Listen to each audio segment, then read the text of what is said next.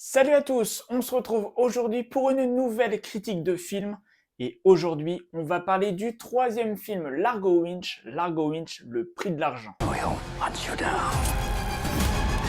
The hell and back if he needs to.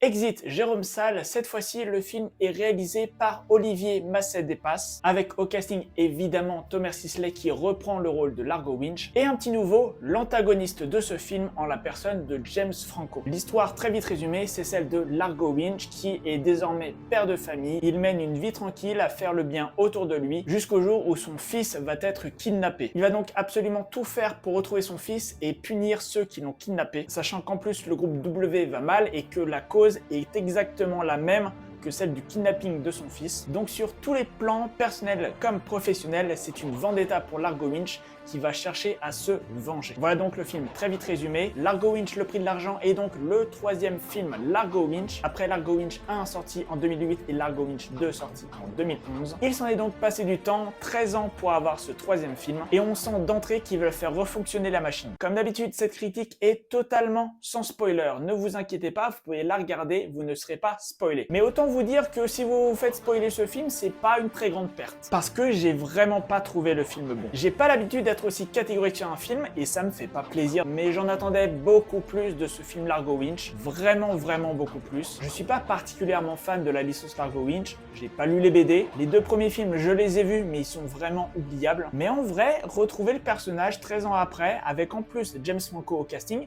bah ça va être quoi m'intriguer. C'est un film que je n'attendais pas absolument, mais j'avais quand même la curiosité de vouloir le voir dès le premier jour de la sortie. Et bah j'ai été déçu. Mais avant de parler de ce qui ne va pas, on va quand même parler du positif. Du peu de positif qu'il y a. Les différents décors sont vraiment superbes. Il y a de superbes vues sur la ville, il y a de la montagne, il y a de la jungle. Niveau dépaysement, on est assez servi. Et il y a quelques bonnes idées de réalisation, des plans qui s'allongent à la façon d'un plan séquence, même si on sait qu'il y a du trucage, notamment une scène de course-poursuite en voiture qui est vraiment bien faite. Perso, ce passage, je l'ai adoré. La chorégraphie de combat est vraiment nerveuse et c'était un plaisir vraiment de voir cette scène. Bon, maintenant qu'on a parlé du positif, parlons du négatif. Parce qu'il y en a vraiment beaucoup. Les films Largo Winch ont toujours été des films qui avaient une certaine ambition de faire un film d'action à la hauteur des blockbusters américains. Cette ambition, elle est présente depuis le premier film, mais dans ce troisième volet, ça coince pas mal. Ça coince pas mal parce que j'ai eu l'impression à quasi tous les moments que c'était absolument surjoué. La plupart des dialogues sont en anglais et sont doublés a posteriori en français et ça se remarque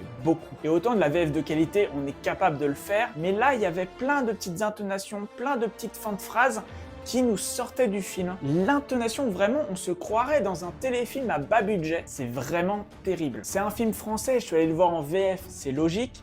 Mais est-ce que le voir en anglais, peut-être que du coup ça relèvera un peu le niveau, parce que les dialogues vraiment sonnaient faux. Il n'y a pas que ça malheureusement qui était vraiment pas ouf dans ce film, le scénario, qui est vraiment hyper convenu. On se doute à 90% de tout ce qui va se passer. Et du coup, on a très peu d'empathie pour les personnages. Les dialogues et le scénario ne nous font pas du tout croire à ce film. Il y a des trucs qu'on voit à 10 000 km, il y a des faux raccords. L'origine story de l'antagoniste, interprétée par James Franco, elle est installée de but en blanc de façon très courte, en plein milieu du film, ce qui fait que on a une explication de pourquoi James Franco est méchant, parce que forcément ça met en place quelque chose qu'on va retrouver juste après, mais ça fait vraiment, on a foutu l'origin story là parce que il faut qu'on ait une explication à ce qui va se passer plus tard. Le film dure moins de 2 heures, et pourtant j'ai trouvé qu'il y avait quelques longueurs. Hormis le personnage de Largo Winch, les personnages secondaires sont assez anecdotiques. La jeune fille qui lui sert de sidekick a même plus d'origine story que le méchant, mais ça fait assez classique, assez convenu. Et je parlerai même pas des autres personnages qui sont complètement oubliables. Il y a vraiment un seul retournement de situation surprenant, mais dont on a l'explication beaucoup trop tard. Quand ce retournement de situation arrive, on comprend pas du tout. On n'a jamais placé quelques petits indices avant cette révélation, qui fait qu'elle arrive comme un cheveu sur la soupe, on ne comprend pas ce que ça fait là. Et en plus, ça sert pas vraiment l'histoire. Comme je vous l'ai dit, c'est le retour du personnage de Largo Winch 13 ans après le deuxième film. Forcément qu'ils vont jauger si le personnage plaît toujours ou pas, si le score au box-office va être intéressant pour eux, parce que c'est clair et net, ils veulent refaire d'autres films Largo Winch à l'avenir. La fin du film est plus couverte, donc ça m'étonnerait pas que si le film fait des scores satisfaisants, ils remettent la machine pour faire un quatrième film. Est-ce qu'en tout cas, moi, je vous invite à aller voir ce film?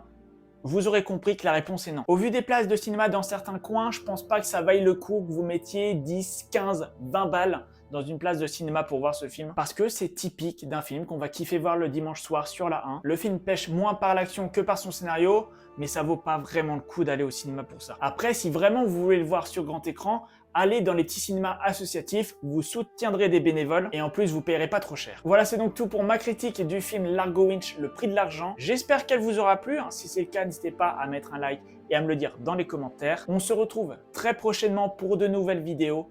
Mais en attendant, portez-vous bien. Ciao.